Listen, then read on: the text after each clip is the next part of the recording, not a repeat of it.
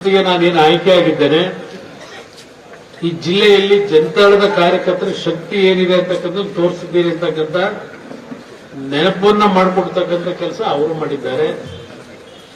ಪ್ರಥಮ ಬಾರಿಗೆ ನಮ್ಮ ವಿವೇಕ್ ಅವರು ಸಹ ಮೊದಲನೇ ಸಭೆ ಇವತ್ತು ಕಾರ್ಯಕರ್ತರ ಸಭೆ ಮಾತನಾಡಿದರು. ವಿಧಾನ ಪರಿಷತ್ತಿನ ಸದಸ್ಯರಾದ ನಂತರ ಅವರು ಸ್ವಲ್ಪ ಜೋರಾಗಿ ಮಾತನಾಡಿದ್ದಾರೆ. ಅವರ ಗೆಲುವಿಗೆ ಬಹುಶಃ ನನಗಿಂತ ಹೆಚ್ಚಾಗಿ ಸಾರಾಮಹೇಶ್ ಅವರು ವಿಶೇಷವಾಗಿ ಜಿಟಿದವರು ಅವರನ್ನ ಗೆಲ್ಲಿಸಲೇಬೇಕು ಅಂತ ಹೋರಾಟ ಮಾಡಿದಂತವ್ರು ನನಗಿಂತ ಇಬ್ಬರು ಅವರಿಬ್ಬರೇ ಜಾಸ್ತಿ. ವಿಶೇಷವಾಗಿ ಜಿಟಿದೇವೇಗೌಡರದೇ ಸ್ವಲ್ಪ ಶಕ್ತಿ ಜಾಸ್ತಿ. ಅದು ನಾವು ಹೇಳಲೇಬೇಕು. ಅವರ ಅನುಪಸ್ಥಿತಿ ಇದ್ರು ಆ ಚುನಾವಣೆ ಸಂಬಂಧಪಟ್ಟಾಗೆ ಅವರ ಕಮಿಟ್ಮೆಂಟ್ ಏನಿತ್ತು ಜಿಟಿದೇವೇಗೌಡರದು ಅದು ನಾವು ನೆನಪಿಸ್ಕೊಳ್ಳಲೇಬೇಕು. ಅದ್ರ ಜೊತೆಗೆ ಇವತ್ತಿನ ಈ ಕಾರ್ಯಕ್ರಮದಲ್ಲಿ ಹಲವಾರು ನಮ್ಮ ಮುಖಂಡರುಗಳು ಹೆಸರುಗಳು ಹೇಳ್ತಾ ಹೋಗ್ಬಿಟ್ರೆ ಒಂದು ಅರ್ಧ ಗಂಟೆ ಹೇಳಬೇಕಾಯ್ತು, ಕ್ಷಮಿಸಲೇ ಇಲ್ಲ. ಎಲ್ಲ ನನ್ನ ಆತ್ಮೀಯ ಬಂಧುಗಳೇ, ನೀವೆಲ್ಲರೂ ಇಲ್ಲಿ ವೇದಿಕೆ ಮೇಲೆ ಕೂತಿದ್ದೀರಿ. ಮುಂಭಾಗದಲ್ಲಿ ದೇವೇಗೌಡರು ಕಾಲದಿಂದ ದೇವೇಗೌಡರ ಮೇಲೆ ಇರ್ತಕ್ಕಂಥ ಒಂದು ಅಭಿಮಾನ ನಿಮ್ಮಗಳಿಗೆ, ಈ ಒಂದು ಸಮಾಜಕ್ಕೆ ಅವರು ಕೊಟ್ಟಂತ ಕೊಡುಗೆಯನ್ನ ಇವತ್ತು ಸ್ಮರಿಸ್ಕೊಳ್ತಕ್ಕಂಥವ್ರ ಮುಖಾಂತರ ಅವರ ರಾಜಕೀಯ ಜೀವನದ ಹೋರಾಟಕ್ಕೆ ಶಕ್ತಿ ತುಂಬಿರ್ತಕ್ಕಂಥವ್ರು ನೀವೆಲ್ಲ. ನಂತರ ಅವರ ಒಂದು ಸ್ಥಾನದಲ್ಲಿ ನನಗೂ ಸಹ ಒಂದು ದೊಡ್ಡ ಮಟ್ಟದ ಇವತ್ತು ರಾಜ್ಯ ಇರಬಹುದು, ದೇಶ ಇರಬಹುದು, ಒಂದು ಗೌರವವನ್ನು ದೊರಕಿದ್ರೆ ಅದಕ್ಕೆ ಬಹುಶಃ ನಿಮ್ಮಗಳ ಒಂದು ಕೊಡುಗೆ ಬಹಳ ದೊಡ್ಡದಿದೆ, ಅಪಾರ ಅಂತಕ್ಕಂಥದ್ದು ನಾನು ಹೃದಯದಿಂದ ಸ್ಮರಿಸ್ಕೊಳ್ಳಿಕ್ಕೆ ಬಯಸ್ತೀನಿ ನಿಮ್ಮೆಲ್ಲರನ್ನ. ಅದು ಮೈಸೂರು ಜಿಲ್ಲೆ ಇರ್ಬೋದು, ಮಂಡ್ಯ ಜಿಲ್ಲೆ ಇರ್ಬೋದು, ನಮ್ಮ ಹಳೆ ಭಾಗ ಏನಿದೆ, ಹಲವಾರು ಬಿಜಾಪುರ, ರಾಯಚೂರು ಆ ಭಾಗದಲ್ಲೂ ಸಹ ಪಕ್ಷದ ನಿಷ್ಠಾವಂತ ಕಾರ್ಯಕರ್ತರುಗಳಿದ್ದಾರೆ, ಕಲಬುರಗಿ ಎಲ್ಲ ಭಾಗದಲ್ಲಿ. ನಿಮ್ಮೆಲ್ಲರ ಒಂದು ಆಶೀರ್ವಾದವೇ ಇವತ್ತು ಈ ಒಂದು ಮಟ್ಟದಲ್ಲಿ ಜನತಾದಳ ಮುಗದೇ ಹೋಯಿತು, ಕುಮಾರಸ್ವಾಮಿಯ ರಾಜಕೀಯ ಭವಿಷ್ಯ ಮುಗದೇ ಹೋಯಿತು ಅಂತಕ್ಕಂಥ ಸಂದರ್ಭದಲ್ಲೂ ಇನ್ನೂ ಈ ಪಕ್ಷ ಉಳಿದಿದ್ರೆ ಅದಕ್ಕೆ ನಿಮ್ಮಗಳ ಶ್ರಮ ಕಾರಣ ಅಂತಕ್ಕಂಥದ್ದನ್ನು ನಾನು ಈ ವೇದಿಕೆಯಲ್ಲಿ ಹೇಳಲಿಕ್ಕೆ ಬಯಸ್ತೇನೆ. ಇವತ್ತು ಇಷ್ಟೊಂದು ತರಾತುರಿನಲ್ಲಿ ಈ ಸಭೆ ಕರೀಬೇಕು ಅಂತ ನಾನು ಮಹೇಶ್ ಅವರಿಗೆ ಮನವಿ ಮಾಡಿದ್ದು, ನಾಳೆ ಬೆಳಗ್ಗೆ ಏನೋ ಯಾವುದು ಚುನಾವಣೆ ಇದೆ, ಚುನಾವಣೆ ತಯಾರಿ ಮಾಡಲಿಕ್ಕೆ ಈ ಸಭೆ ಕರೀಬೇಕು ಅಂತಕ್ಕಂಥದ್ದು ಹೇಳಿದ್ದಲ್ಲ. ನಾನು ಬಹಳ ದಿನಗಳಾಗಿದೆ. ಲೋಕಸಭಾ ಚುನಾವಣೆ ನಂತರ ಪಕ್ಷದ ಕಚೇರಿಯಲ್ಲಿ ಕೆಲವು ಸಭೆ ಮಾಡಿದ್ದೇವೆ. ಒಂದು 6-7 ಭಾಗದಲ್ಲಿ ಪಕ್ಷದ ಮುಖಂಡರುಗಳು ನಿಖಿಲ್ ಕುಮಾರಸ್ವಾಮಿಯನ್ನು ಜೊತೆಲಿ ಕರ್ಕೊಂಡು ಹೋಗಿ ಪಕ್ಷದ ಕಾರ್ಯಕರ್ತರ ಸಭೆಗಳನ್ನ ರಾಯಚೂರು ಹಾಗೆ ಹಲವಾರು ಭಾಗದಲ್ಲಿ ಮಾಡಿದ್ದಾರೆ. ಇವತ್ತು ನಾನಿಲ್ಲಿ ಸಭೆ ಕರೀಲಿಕ್ಕೆ ಕಾರಣ, ಸಾರಾಮಹೇಶ್ ಅವರು ಸೂಕ್ಷ್ಮವಾಗಿ ಒಂದು ವಿಷಯ ಪ್ರಸ್ತಾಪ ಮಾಡೋದು. ನೀವೆಲ್ಲ ಮನಸ್ಸು ಮಾಡಿದ್ರೆ ಪಕ್ಷದ ಒಂದು ಸದಸ್ಯತ್ವವನ್ನ ಕನಿಷ್ಠ 1 ಲಕ್ಷ ಸದಸ್ಯರನ್ನ ಇವತ್ತು ಗುರುತಿಸ್ತಕ್ಕಂಥದ್ದಕ್ಕೆ ನಿಮ್ ಕೈಲಿ ಶಕ್ತಿ ಇದೆ ಅಂತಕ್ಕಂಥ ಮಾತನ್ನು ಅವ್ರು ಏನ್ ಹೇಳಿದ್ದಾರೆ. ಪಕ್ಷದ ಸಂಘಟನೆ ಆಗಬೇಕು ಅಂದ್ರೆ ದಯವಿಟ್ಟು ನಮ್ಮ ಪ್ರತಿಯೊಂದು ಬೂತ್ ಮಟ್ಟದಿಂದ ಪಕ್ಷದ ಶಕ್ತಿಯನ್ನು ಬೆಳೆಸಲಿಕ್ಕೆ ನಾವು ಸ್ವಲ್ಪ ಶ್ರಮ ಹಾಕಿದ್ರೆ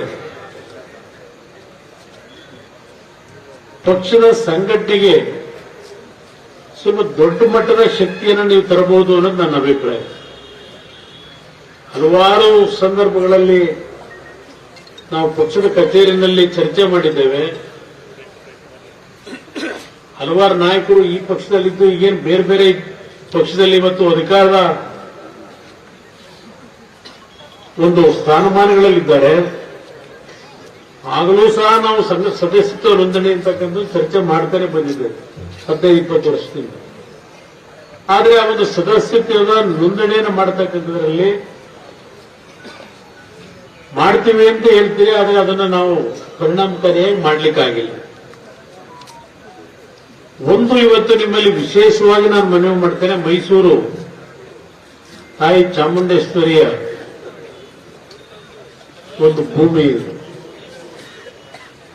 ಆ ತಾಯಿಯ ಆಶೀರ್ವಾದದಿಂದ ಮೈಸೂರಿನ ಗ್ರಾಮೀಣ ಮತ್ತು ನಗರದ 11 ವಿಧಾನಸಭಾ ಕ್ಷೇತ್ರಗಳೇನಿದ್ದಾವೆ, ಒಂದೊಂದು ಕ್ಷೇತ್ರದಲ್ಲಿ ಕನಿಷ್ಠ 5 ರಿಂದ 10 ಸಾವಿರ ಸದಸ್ಯರನ್ನ ಬೂತ್ ಮಟ್ಟದಲ್ಲಿ 10 ರಿಂದ 20 ಜನಗಳನ್ನ ಗುರುತಿಸಿ ಪಕ್ಷದ ಸದಸ್ಯತ್ವದ ನೋಂದಣಿಗೆ ಚಾಲನೆ ನೀವು ಇಲ್ಲಿಂದ ಕೊಟ್ರೆ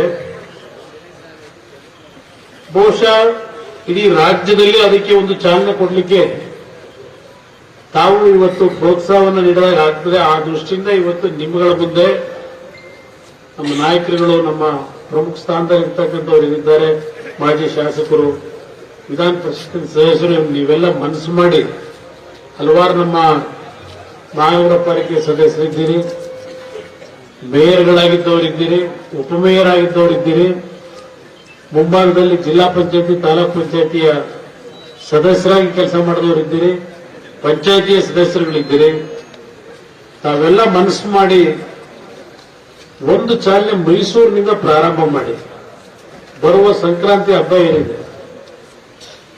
ಆ ಸಂಕ್ರಾಂತಿ ಹಬ್ಬದ ಮಾರನೇ ದಿನ ಇದಕ್ಕೆ ಚಾಲನೆ ಕೊಟ್ಟು ಮುಂದಿನ 1 ತಿಂಗಳಲ್ಲಿ ಇಡೀ ಜಿಲ್ಲೆಯಲ್ಲಿ 1 ಲಕ್ಷ ಸದಸ್ಯತ್ವದ ನೋಂದಣಿಯ ಕಾರ್ಯಕ್ರಮವನ್ನ ತಾವೆಲ್ಲ ಪ್ರಾಮಾಣಿಕವಾಗಿ ಮಾಡಿದ್ರೆ ಮುಂದಿನ ದಿನಗಳಲ್ಲಿ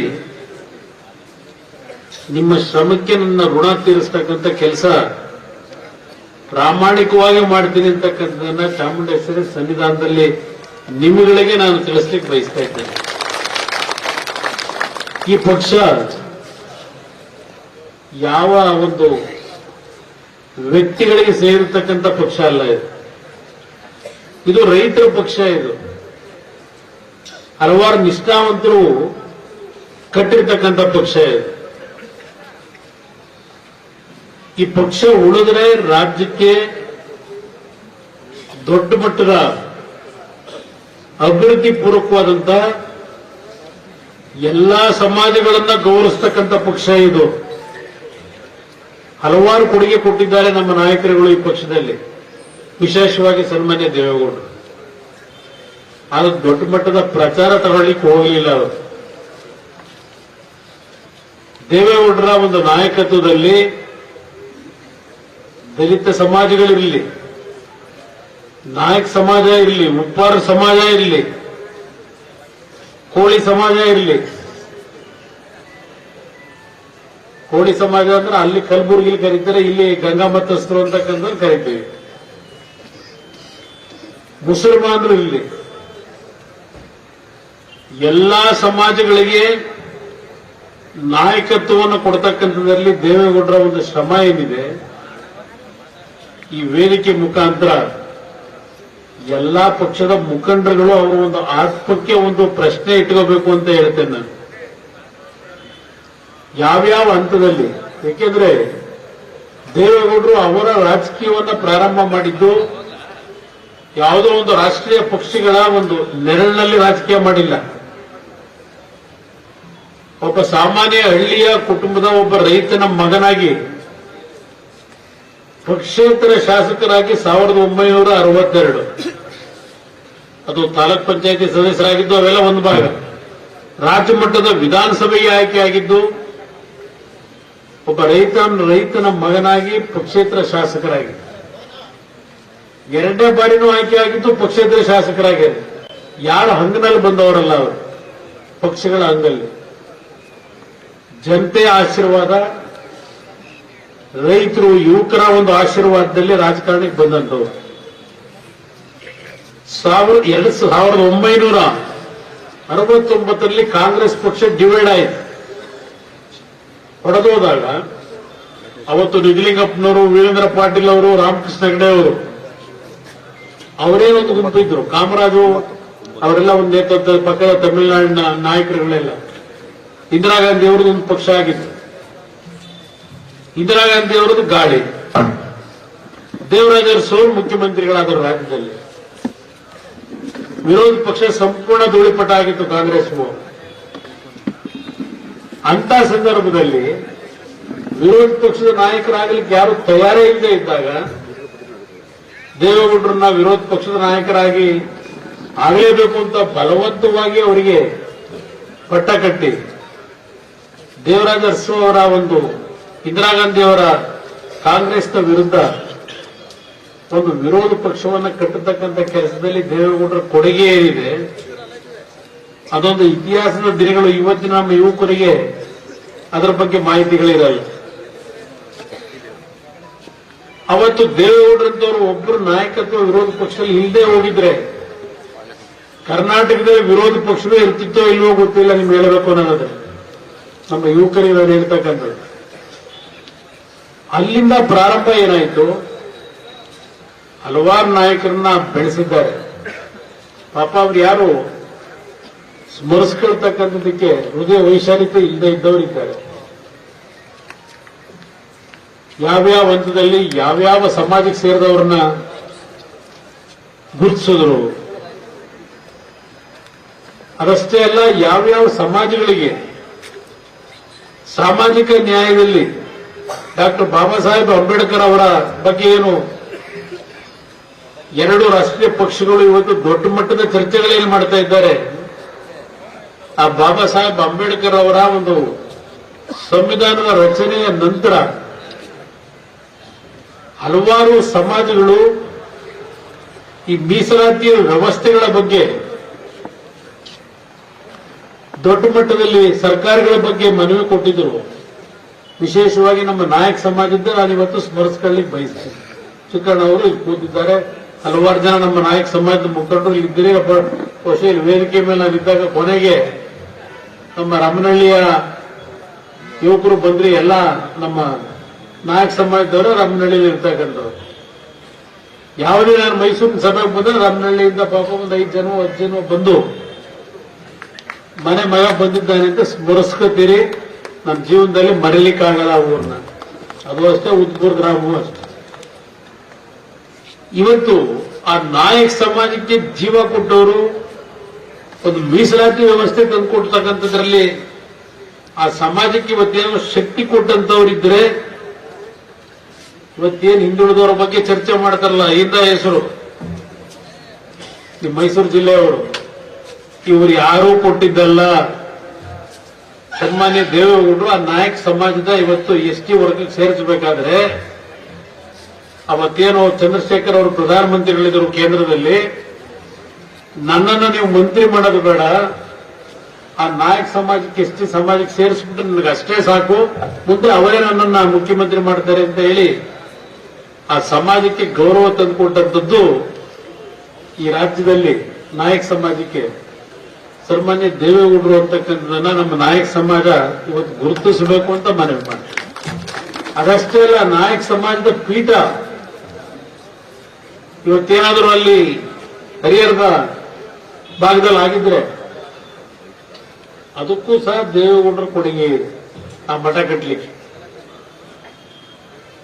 ಇದೆಲ್ಲ ಒಂದು ಭಾಗ. ಇವತ್ತು ನಾಯಕ ಸಮಾಜದಲ್ಲಿ 14 ವಿಧಾನಸಭಾ ಸಭೆಗೆ ಆಯ್ಕೆ ಆಗ್ತಾರೆ, 2 ಲೋಕಸಭೆಗೆ ಆಯ್ಕೆ ಆಗ್ತಾರೆ ಅಂತ ಒಂದು ಅವಕಾಶ ದೊರಕಬೇಕಾದ್ರೆ ನಾಯಕ ಸಮಾಜಕ್ಕೆ ಇವರು ಏನ್ ಹೇಳ್ತಾರಲ್ಲ ಈಗೆಲ್ಲ ಮಹಾನುಭಾವರುಗಳು, ಇವರು ಆ ನಾಯಕ ಸಮಾಜಕ್ಕೆ ಕೊಟ್ಟಂತ ಒಂದು ಶಕ್ತಿ ಅಲ್ಲ ಇದು. ಸನ್ಮಾನ್ಯ ದೇವೇಗೌಡರು ಆ ಎಸ್ಟಿ ಸಮಾಜಕ್ಕೆ ಸೇರಿಸಿದ್ದ ಹಿನ್ನೆಲೆ ಇವತ್ತು ನಾಯಕ ಸಮಾಜ ಒಂದು ಗಟ್ಟಿಯಾಗಿ ಬೆಳಿಲಿಕ್ಕೆ ಸಾಧ್ಯ ಆಗಿರ್ತಕ್ಕಂಥ.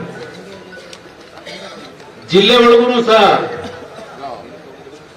ಚಿಕ್ಕಮಗಳೂರಿಗೆ ನಮ್ಮ ಜೊತೆಲಿ ಇಲ್ಲದೆ ಇರಬಹುದು. ಕಾಂಗ್ರೆಸ್ ಅವರನ್ನ ಸಂಪೂರ್ಣವಾಗಿ ಕಡೆಗಣಿಸಿ ಅವರು ರಾಜಕೀಯದ ಚಿತ್ರಣದಿಂದ ದೂರ ಇದ್ದವರು, ಮರೆತೇ ಹೋಗಿದ್ರಲ್ಲ. ಬಹುಶಃ ಅವರಿಗೇನಾದ್ರೂ ಒಂದು ಗುರುತಿಸಿ ಗೌರವ ತಂದುಕೊಡ್ತಕ್ಕಂಥ ಕೆಲಸ ಮಾಡಿದ್ದು ಸ್ವಲ್ಪ ನಮ್ಮ ಜಿಟಿ ದೇವೇಗೌಡರು ದುಡುಕಿ ಕೆಲವು ಮಾತನಾಡಬಹುದು. ಆದರೆ ಚಿಕ್ಕಮಗಳೂರನ್ನ ಗುರುತಿಸಿ ಅವ್ರಿಗೊಂದು ಶಕ್ತಿ ತುಂಬಿದಂತವರು, ಅದನ್ನೇ ಹೇಳ್ತಾ ಇದ್ದೀನಿ, ಸ್ಮರಿಸ್ಕೊತಾ ಇದ್ದೀನಿ. ಚಿಕ್ಕಮಗಳೂರನ್ನ ಮನೇಲಿದ್ದವ್ರನ್ನ ಕಾಂಗ್ರೆಸ್ ತಿರಸ್ಕಾರ ಮಾಡಿದಂತ ಕಾಂಗ್ರೆಸ್ನ ಅವತ್ತಿನ ನಡವಳಿಕೆ ಏನಿದೆ, ಈಗ ಪಾಪ ನಾಯಕರನ್ನ ತಪ್ಪಿಸ್ಕೊತಾರೆ. ಪಾಪ ಕಾಂಗ್ರೆಸ್ನ ಮುಖ್ಯಮಂತ್ರಿಗಳು ಅವಾಗ ಚಿಕ್ಕಮಾದವರು ಕಣ್ಣಿಗೆ ಕಂಡಿರ್ಲಿಲ್ಲ, ಈಗ ಅವ್ರ ಮಕ್ಕ ಕಾಣ್ತಾನ. ಅವರಿಗೆ ಚಿಕ್ಕಮಾದವ್ರಿಗೆ MLC ಮಾಡಿ ಎಲ್ಲಾ ರೀತಿ ಶಕ್ತಿ ತುಂಬತಕ್ಕಂಥಲ್ಲಿ GT ದೇವೇಗೌಡನ. ಹೌದಾ, ನಮಸ್ಕಾರ ಕಣವ. ನಮಸ್ಕಾರ ಕಣವ, ನೀನಾದ್ರು ಜೊತೆಲಿ ಇದೆಯಲ್ಲ, ಸಂತೋಷ ಕಣವ. ಯಾಕೆಂದ್ರೆ ಇದನ್ನು ಯಾಕೆ ನಾನು ಸ್ಮರಿಸ್ಕೊತೀನಿ, ಈ ಪಕ್ಷದ ದೇಣಿಗೆ ಬಹಳ ಇದೆ.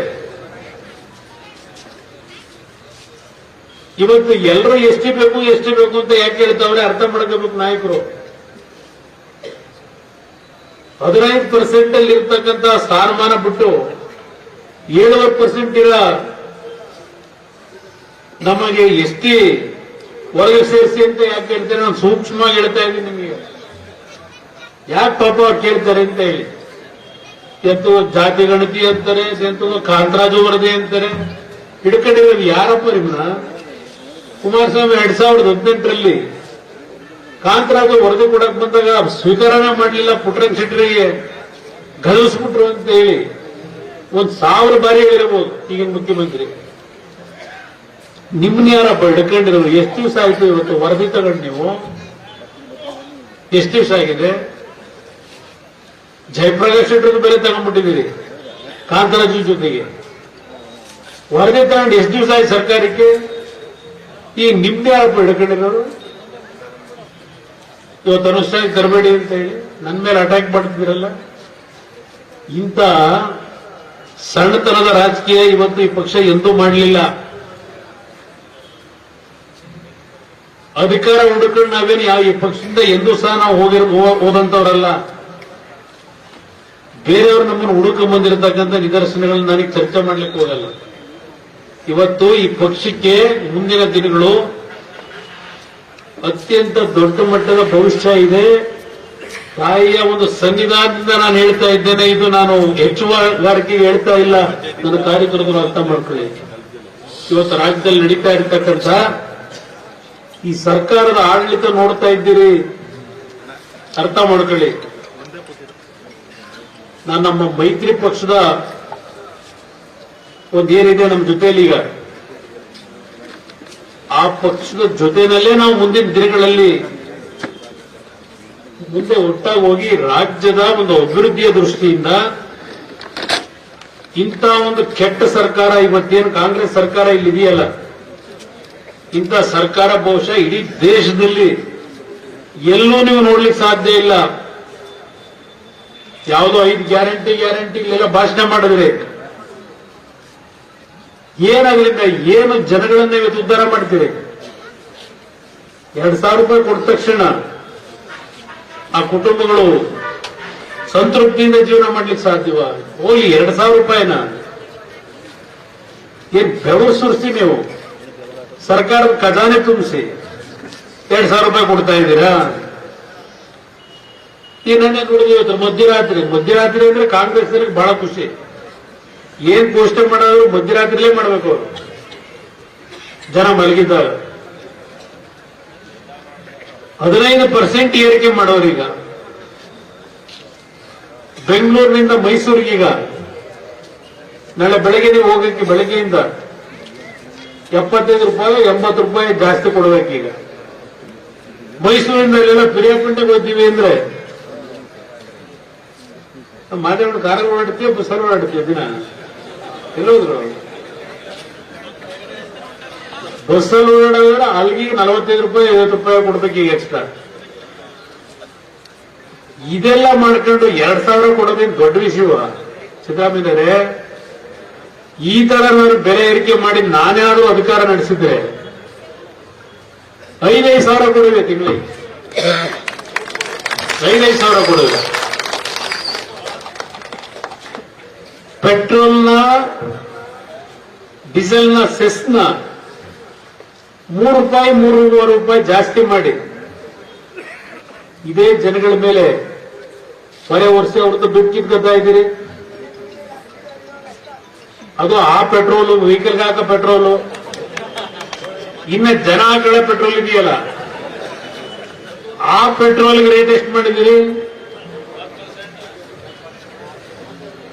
ಇದೀಗ ಮಹೇಶ್ ಹೇಳ್ತಿದ್ದಲ್ಲ, ಯಾವುದೋ 1 ಕೋಟಿ ನಕ್ಷೆ ಅನುಮತಿ ಪಡೀಲಿಕ್ಕೆ ಬಿಲ್ಡಿಂಗ್ ಪ್ಲಾನು 1 ಕೋಟಿ ಕೇಳ್ತಾವ್ರೆ ಅಂತ. ಹಗಲು ದರೋಡೆ ಅದು ನಿಮ್ಗೆ ಹೇಳಬೇಕು ಅನ್ನೋದ್ರೆ ನಿಮ್ಮ ಮುದ್ರಾಂಕ ಶುಲ್ಕ ಇರಲಿ, ಅದಂತೂ ನಿಮ್ಮ ಗೈಡ್ಲೈನ್ಸ್ ವ್ಯಾಲ್ಯೂ ಇರಲಿ, ನಿಮ್ಮ ಟ್ರಾನ್ಸ್ಫಾರ್ಮರ್ಗಳಿರಲಿ, ಈಗ ಅದಂತೂ ನೀರಿಗೆ ಬೇರೆ ಏರಿಕೆ ಮಾಡ್ತಾರಂತೀಗ. 1,000 ಲೀಟರ್ ನೀರು ಕೊಡಕ್ಕೆ 51 ರೂಪಾಯಿ ಖರ್ಚಾಯ್ತಿದೆ ಅಂತ ಸರ್ಕಾರಕ್ಕೆ. ಅದನ್ನ ಲೆಕ್ಕ ಹೇಳ್ತಾವ್ರೀಗ, ತಯಾರಾಗಿರಿ ಅದಕ್ಕೂ ಅಂತ. ಇನ್ನು ಅದೆಂತದ ನಮ್ಮ ಹಾಲಿನ ತರ 5 ರೂಪಾಯಿ ಏನೋ ಜಾಸ್ತಿ ಮಾಡ್ತಾರಂತ. ಈಗ ನಮ್ಮ ಪ್ರಿಯಪಟ್ಟಣದವ್ರು ಹೇಳ್ತಾವ್ರೆ, ಅದು ಅನಿಮಲ್ ಹಸ್ಬೆಂಡ್ರಿ ಮಿನಿಸ್ಟರ್ 5 ರೂಪಾಯಿ ಏನೋ ಜಾಸ್ತಿ ಮಾಡಕ್ಕೆ ಹೇಳಿದೀವಿ ಅಂತ. ಓಲಿ ಪುಣ್ಯಾತ್ಮರು, ನೀವು 5 ರೂಪಾಯಿ ಜಾಸ್ತಿ ಮಾಡಿ ಆ ಹಳ್ಳಿ ತಾಯದು ಇವತ್ತು ಹಾಲು ಕರೆದು ಕೊಡ್ತಾವ್ರಲ್ಲ ಸಪ್ಲೈ, ಅವ್ರಿಗೆ 5 ರೂಪಾಯಿ ಕೊಟ್ರೆ ರೈತರ ಮಕ್ಕಳಿಗೆ ನಿಮ್ಗೆ ದೀರ್ಘದಂಡ ನಮಸ್ಕಾರ ಮಾಡ್ಬಿಡೋದು. ಅವ್ರ ಹೆಸರಿನಲ್ಲಿ ಅವ್ರ ಕಷ್ಟ ಸಂಪಾದನೆ ಮಾಡಿ ಹಾಲು ಉತ್ಪಾದನೆ ಮಾಡ್ತಾರೆ, ಅವ್ರಿಗೆ ಅದನ್ನು ಕೊಡಲ್ಲ ನೀವು. ಅದನ್ನ ಜನಸಾಮಾನ್ಯ ಮೇಲೆ ಹಾಕಿ 5 ರೂಪಾಯಿ ನೀವು ದರೋಡೆ ಮಾಡ್ಕೊಂಡು 2,000 ರೂಪಾಯಿ ಕೊಡೋದೇ ದೊಡ್ಡ ವಿಷಯ. ಬಸ್ ಫ್ರೀ ಬಸ್ ಬಿಡೋದು. ಪಾಪ ನಮ್ಮ ವಿವೇಕಿನ ಟೀಚರ್ಗಳ ಬಗ್ಗೆ ಮಾತಾಡ್ಲೇಬೇಕಲ್ಲ. ಈಗ ಮೊದಲನೇ ಭಾಷಣದಲ್ಲಿ ಟೀಚರ್ಗೆ ಹೇಳಿದ್ದು, ಬೇರೆ ಹೇಳಲೇ ಇಲ್ಲ. ಸ್ಕೂಲ್ ಮಕ್ಕಳಿಗೆ ಹೇಳಲೇ ಇಲ್ಲ. ನಾನು ಸ್ಕೂಲ್ ಮಕ್ಕಳಿಗೆ ಹೇಳ್ತಾನೆ ಕಂಡೆ, ಹಲವಾರು ಕಡೆ ಸ್ಕೂಲ್ ಹೋಗೋ ಮಕ್ಕಳಿಗೆ ಬಸ್ಸೇ ಇಲ್ಲ, ಟೀಚರ್ ಇರಲಿ. ಇದು ಈ ಸರ್ಕಾರದ ಯೋಗ್ಯತೆ. 200 ಯೂನಿಟ್ ಎಲ್ಲಿ ಕೊಡ್ತಾವ್ರೆ? 200 ಯೂನಿಟ್ ಕೊಟ್ಟೇ ಇಲ್ಲ ಅವ್ರು ಹೇಳೋದಿಲ್ಲ. ಯಾವ್ದು ನೆನ್ನೆ ಟಿವಿ ತೋರಿಸ್ತಾ ಇದ್ರಪ್ಪ 2 ದಿವಸದಿಂದ, ಮರ್ತೋಗಿದ್ರು ಎಲ್ಲಾರು. ಎಲೆಕ್ಷನ್ಗೆ ಮುಂಚೆ ಅಂತ ಹೇಳ್ತಿಲ್ಲ, ಮಗ ಒಬ್ಬ ನಿನಗೂ 200 ರೂಪಾಯಿ, ದಿನಕರ ನಿನಗೂ 200 ರೂಪಾಯಿ, ಕಾಗಪಾಟಿ ನಿನಗೂ 200 ರೂಪಾಯಿ, ನನಗೂ 200 ರೂಪಾಯಿ. 200 ಹೇಳ್ತಿಲ್ಲ, 200 ಯೂನಿಟ್. ಆಮೇಲೆ ಹೇಳಿದ್ರು, ನೀವು ಈಗ ಎಷ್ಟು ಯೂನಿಟ್ ನ ಉಪಯೋಗ ಮಾಡ್ತಿದ್ದೀರಿ ಅದರ ಮೇಲೆ 10% ಕೊಡ್ತೀವಿ ಅಷ್ಟೇ, 200 ಕೊಡಲ್ಲ ಅಂದ್ರು ಚುನಾವಣೆ ಆದ್ಮೇಲೆ. ಎಲ್ಲ ಒಂದು ಇತಿಹಾಸಗಳವೆ. ನಾನು ಇದೆಲ್ಲ ಈಗ ಮೇಲೆ ಚರ್ಚೆ ಮಾಡೋದು ಬೇಡ. ಮಹೇಶನ್ ಹೇಳಿದಂಗೆ, ನಮ್ಮ ಲೀಡರ್ಗಳು ಕೆಲವರು ಹೇಳಿದಂಗೆ, ನಮ್ಮ ಹರೀಶ್ ಹೇಳಿದ್ಮೇಲೆ, ಇವತ್ತೇನಾದರೂ ಈ ರಾಜ್ಯದಲ್ಲಿ 2ನೇ ಸ್ಥಾನಕ್ಕೆ ಹಾಲು ಉತ್ಪಾದನೆ ನೀವು ಬಂದಿದ್ರೆ, ಈ ರಾಜ್ಯದ ನನ್ನ ರೈತ ಬಂಧುಗಳು, ಅದಕ್ಕೆ ಸನ್ಮಾನ್ಯ ದೇವೇಗೌಡರು ಕಾರಣ ಅನ್ನೋದನ್ನ ಮರೆಯಬಾರದು. ಈ ರಾಜ್ಯದ ರೈತರು ಗುಜರಾತಿ ಕಾಂಪಿಟೇಷನ್ ಕೊಟ್ಟಿದ್ರೆ ಇವತ್ತು 2ನೇ ಸ್ಥಾನದಲ್ಲಿ, ಅದು ದೇವೇಗೌಡರು ಕಾರಣ ಇದ್ದಾರೆ. ಈಗ ಇವರೆಲ್ಲ ಹೇಳ್ಕೋಬಹುದು, ನಾವದೇನೋ ಅದು ಮಾಡಿದೀವಿ ಇದು ಮಾಡಿದೀವಿ ಅಂತ ಹೇಳಿ. 25-30 ವರ್ಷದಿಂದ ಏನಿತ್ತು ಗೊತ್ತು ನನಗೆ, ಯಾವ ತರ ನಡ್ಕೊಂಡ್ ಬಂದಿದೆ ಇವೆಲ್ಲ ಅಂತ. ಇವತ್ತು ನಾನು ನಿಮಗೆ ಕೈ ಜೋಡಿಸಿ ಮನವಿ ಮಾಡೋದು, ನಮ್ಮ ಜವಾಬ್ದಾರಿ ಇದೆ. ಜನತಾದಳದ ಕಾರ್ಯಕರ್ತರದ್ದು, ಜನತಾದಳದ ನಾಯಕರ ಜವಾಬ್ದಾರಿ ಇದೆ. ಕೈ ಜೋಡಿಸಿ ಮನವಿ ಮಾಡಿದ್ದೇನೆ. ಇವತ್ತು ಇಂಥ ಒಂದು ಆಡಳಿತ ಏನ್ ನಡೀತಾ ಇದೆ, ಮುಂದೆ ಬಹಳ ಕಷ್ಟದ ದಿನಗಳನ್ನ ಇಡೀ ರಾಜ್ಯ ನೋಡಬೇಕಾಗತ್ತೆ. ಅದಕ್ಕೆ ನನ್ನ ಕಾರ್ಯಕರ್ತರುಗಳು ಇವತ್ತು ಅವಕಾಶ ಕೊಡಬೇಡಿ. ನಿಮ್ಮ ಕೈಲೇ ಇವತ್ತು ಈ ರಾಜ್ಯ ಉಳಿಬೇಕಾದಂಥದ್ದು ಜನತಾದಳದ ಕಾರ್ಯಕರ್ತರಿಂದ ಅಂತಕ್ಕಂಥದ್ದನ್ನ ನಾನಿವತ್ತು ಬಹಳ ಹೆಮ್ಮೆಯಿಂದ ಹೇಳ್ಕೊಳ್ಳಿಕ್ಕೆ ಬಯಸ್ತೀನಿ. ನಿಮ್ಮ ಕೈಯಲ್ಲಿ ಮಾತ್ರ ಸಾಧ್ಯ, ಇನ್ಯಾವ ಪಕ್ಷಗಳ ಮೇಲೂ ಇವತ್ತು ರಾಜ್ಯ ಉಳಿಸ್ಲಿಕ್ಕೆ ಸಾಧ್ಯ ಇಲ್ಲ. ಎಲ್ಲಾದರೂ ಉಂಟ ನಮ್ಮ ಮೈನಾರಿಟೀಸ್ ನಲ್ಲಿ ಕೂತಿರ್ ಕೆಲವು ಲೀಡರ್ ಇಲ್ಲ, ನಮ್ಮ ಮುಸಲ್ಮಾನ್ ಬಂದವರು ಕೂತಿದ್ರಿ ನೋಡಿದೆ ನಾನು. ಪಾಪ ನಮಗೂ ನಿಮಗೂ ಇರೋ ಸಂಬಂಧ ಕೆಡಿಸ್ಬಿಟ್ಟವ್ರು ಬಿಡಿ. ಈಗ ಸ್ವಲ್ಪ ಆದ್ರೂ ಪಾಪ ನಿಮ್ಮಂತರ ಇನ್ನು ಉಳ್ಕೊಂಡಿಲ್ಲಪ್ಪ ದೇವೇಗೌಡರು ಅಂತ ನೆನೆಸ್ಕೊತೀವಿ. ಇವತ್ತು ಮೈನಾರಿಟಿ ಕಾರ್ಪೊರೇಷನ್ ಅಲ್ಲಿ ಯಾವುದಾದ್ರೂ ಮೈನಾರಿಟಿಯ ಬಡಾವಣೆಗಳಿಗೆ ಅಭಿವೃದ್ಧಿಗೆ ಅಂತ ದುಡ್ಡು ತರೋದಕ್ಕೆ ಹೋದರೆ 3 ಕೋಟಿ 5 ಕೋಟಿ ತರಕ್ ಹೋದ್ರೆ 5 ಕೋಟಿ ರಿಲೀಸ್ ಆಗಿದ್ದು 5 ವರ್ಷಕ್ಕೆ ಆಯ್ತದೋ 4 ವರ್ಷಕ್ಕೆ ಆಯ್ತದೋ ಗೊತ್ತಿಲ್ಲ. 12% 13% ಈಗಲೇ ಕೊಟ್ಬಿಡ್ಬೇಕು. ಅದಕ್ಕೆ ಪರ್ಸೆಂಟೇಜ್ ಮೇಲೆ ನಿಮ್ಗೆ ದುಡ್ಡು ರಿಲೀಸ್ ಮಾಡ್ತಾರೆ. ಒಟ್ಟಿಗೆ ಒಂದೇ ಸಲ 5 ಕೋಟಿ 10 ಕೋಟಿ ಅಂತಾರೆ. 10 ಕೋಟಿ ಅಂದ್ಬಿಟ್ಟು 13% ಅಂದ್ರೆ ಎಷ್ಟಾಯ್ತು? 10 ಕೋಟಿಗೆ. ಅದು ಆ ದುಡ್ಡು ನೀವು ಕೆಲಸ ಮಾಡಿ ಕಾಯ್ಬೇಕು. ಈಗ ಯಾರ ಪಾಪ ಅಲ್ಲೆಲ್ಲೋ ಹರಿಹರದಲ್ಲಿ ಒಬ್ಬ ಮುಸಲ್ಮಾನ್ ಕಾರ್ಯಕರ್ತನ, ಕಾಂಗ್ರೆಸ್ ಕಾರ್ಯಕರ್ತ, ಮುಸಲ್ಮಾನ್ ಕಾರ್ಯಕರ್ತ ಒಂದು 4-5 ದಿವಸದಿಂದ ಮುಖ್ಯಮಂತ್ರಿಗೆ ಪತ್ರ ಬರೆದವನೆ. ಒಬ್ಬ ಮುಸಲ್ಮಾನ್ ಕಾಂಟ್ರಾಕ್ಟರ್ ಗುತ್ತಿಗೆದಾರ. ನಾನು ಏನು ರಾಮಪ್ಪ ಅಂತೇಳಿ ಈ ಮುಖ್ಯಮಂತ್ರಿಗಳ ಖಾಸ ಕುರುಬ ಸಮಾಜದ ಶಾಸಕರೇ ಅವರು. ಬಿಜೆಪಿ ಸರ್ಕಾರ ಇದ್ದಾಗ ಪಾಪ ಹರಿಹರ ನಗರ ಪ್ರದೇಶದ ಅಭಿವೃದ್ಧಿ ದುಡ್ಡು ಕೊಟ್ಟಿದ್ರು, ಕೆಲಸ ಮಾಡೋರೆ. ಇನ್ನೂ ಅವ್ರಿಗೆ ಬಿಲ್ ಕೊಟ್ಟಿಲ್ಲ. ಮುಖ್ಯಮಂತ್ರಿಗಳೇ, ನಿಮ್ಮ ಖಾಸ ಶಿಷ್ಯ MLA ದುಡ್ಡು ತಗೊಂಡು ಹೋಗಿದ್ದು